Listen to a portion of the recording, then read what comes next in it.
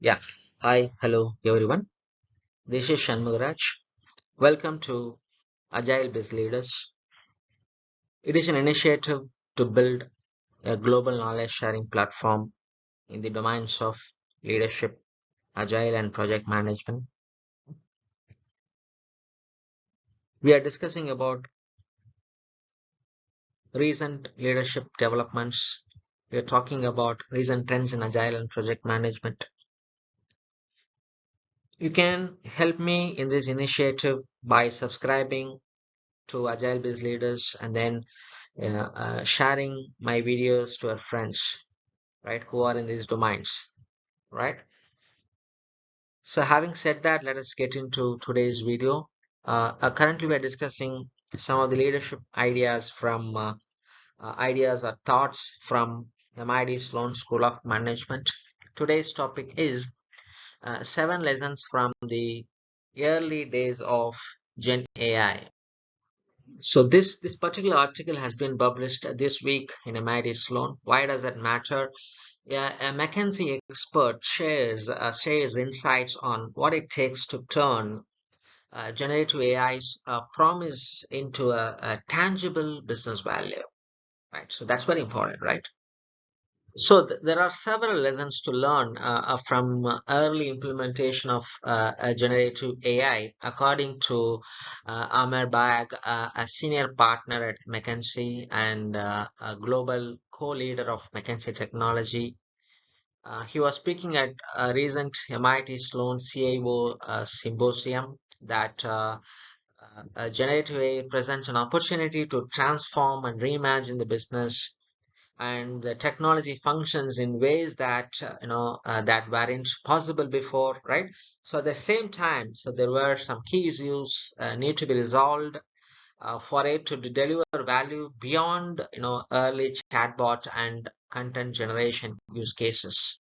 That the first lesson we need to understand is not all use cases are equal, right? So given how easy it is to get started with Gen AI, organizations have scarce of initiatives underway, including many that are not on the radar of IT and top management. A lot of efforts are scattershot and don't contribute to the bottom line, right? So in the McKinsey A survey, only 15% of the companies reported an earnings improvement from Gen AI initiatives, right? So to find the signal in the noise, right? So plotting generative AI on a value versus feasibility metrics to find the use cases that are most worth investment, right? So one of the most important roles a CIO can play in getting the organization to focus on initiatives that drive real business value, on technologically feasible and have manageable risk. The second lesson is about, it's not just about models but the entire tech stack, right? Scaling generative AI is about more than models, right? So even the simplest use require about 20 to 30 elements, including the large language models, data, gateways, prompt engineering, security, and more, right? The focus should be on assembling, right? And more importantly, integrating the entire technology stack. It's about putting a jigsaw puzzle together. Some of the parts should be greater than each part individually, right? So the automation and orchestration are also important components of the a broader generative AI ecosystem, right? So while companies have successfully automated portions of the workflow, and end-to-end automation is critical for enterprise scale generative AI. The third lesson is manage costs before they manage you, right? The long-standing orthodoxies governing cost estimation for technology programs don't translate to generative AI implementation, right? So while it's relatively easy and inexpensive to get up running with generative AI, but the lower upfront costs don't accurately reflect the overall economics, particularly when it comes to the change management, right? So traditionally, organizations have heard a comparable budget for change management and technology, but with generative AI, the change management can cost up to 3 times the price tag of technology itself, right? So this is due to the need to overhaul the business processes, workflows, key performance indicators, and policies around with new elements such as prompt engineering and intellectual property control, right? The budget allocation for system maintenance is also different for generative AI implementations. While traditional budget allocations for maintenance are 15% to 30% of the deployment cost, the expense for the generative AI system maintenance can be as much as what was spent on system development. So, making the right or wrong decision on platform choice or scale of automation can also have dramatic effect on the cost, right? So don't get fooled by very easy upfront implementation case, because the overall business case is much more complicated, right? So big decisions upfront really matter. Fourth lesson could be tame the proliferation of tools and technology. There are simply too many tools at play with generative AI. Mirroring the deployment path organizations followed as they moved to a cloud and software as a service. So organizations should figure out where standardization is possible, right, with an emphasis on teams productivity, right? So what does it mean is you cannot use every tool in the earth that is available, right? You have to standardize to your tools and technology and figure out what best suits you, right? The fifth lesson could be assemble teams.